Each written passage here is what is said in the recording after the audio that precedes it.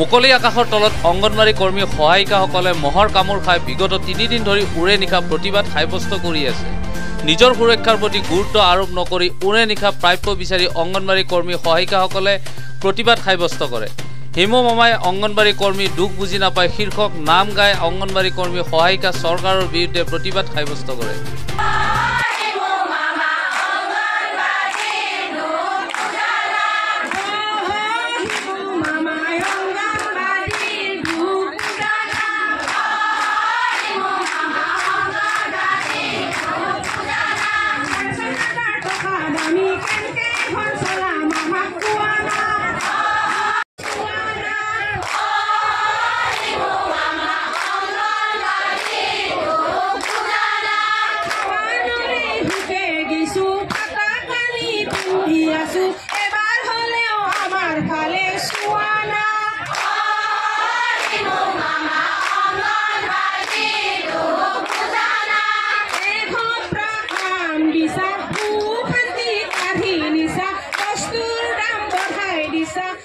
এনেধৰণৰ আন্দোলন যোৱা অক্টোবৰ মাহৰ পৰা কৰিছোঁ। অক্টোবৰ মাহত আন্দোলন কৰোঁতে আমাৰ বিভাগৰ সঞ্চালকে আমাক মাতি আনিছিল 19 অক্টোবৰত আৰু 19 অক্টোবৰতে অংগনবাড়ী ৱাৰ্কাৰৰ কাৰণে 12,000 টকা, মিনি কেন্দ্ৰ কৰ্মীৰ কাৰণে 10,000 টকা আৰু সহায়িকাৰ কাৰণে 7,000 টকাৰ প্ৰপ'জেল দিছপুৰত পঠালে।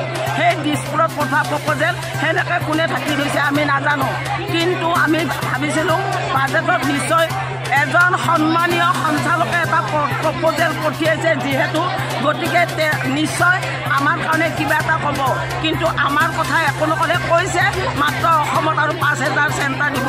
ইতিমধ্যে অসমত 1,21,000 অংগনবাড়ী কৰ্মী সহায়িকাৰ পানীত হাঁহ নচলা বিলাই হৈছে, খাব নাপায় পানীত হাঁহ নচলা বিলাইছে। বৰ্তমান মূল্য বৃদ্ধিৰ বজাৰত এগৰাকী কৰ্মীয়ে 6,500 টকা, এগৰাকী সহায়িকাই মাত্ৰ 3,3250 টকা। এই টকাৰে সংসাৰ চলাব নোৱাৰোঁ, কাৰণ চৰকাৰে মূল্য বৃদ্ধিৰ ৰাক্ষস বজাৰত মেলি দিছে। আমাৰ ছোৱালীয়ে হাবু ডাবু খাই আছে, গতিকে বহু আশাৰে বাট চাই আছিলোঁ। যিহেতু এগৰাকী গণ্য মান্য সঞ্চালকে এটা প্ৰপ'জেল পঠাইছে, নিশ্চয় বাজেটত আমাৰ কিবা টকাৰ কথা ক'ব, মাননি বৃদ্ধিৰ কথা ক'ব, একো নক'লে। এইকাৰণে উপায়ন্তৰ আমি মুখ্যমন্ত্ৰীক চিঠি দিছিলোঁ যোৱা 12 জানুৱাৰী তাৰিখে, ছাৰ আমাক অলপ সাক্ষাৎ দিয়ক। সাক্ষাৎ নিদিলে, সাক্ষাৎ নিদিয়াৰ ফলত আমি অতিশয় দুখ পাইছোঁ। দুখ পাই আৰু পুনৰ আমি এই আন্দোলনত ধাৰা জুৰিছোঁ।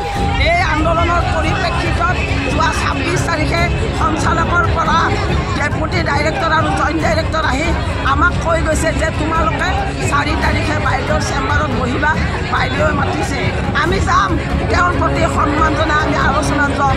কিন্তু যদি আমাৰ কথাৰ লগত তেওঁৰ কথাৰ সহমত নহয়, তেতিয়াহ'লে আমাৰ এই আন্দোলন চলিছে আৰু সৰ্বাত্মকভাৱে সমগ্ৰ অসমত আমি ইয়াতে কৰিম আৰু প্ৰকল্পই 230টা প্ৰকল্পত এই আন্দোলন চলিব।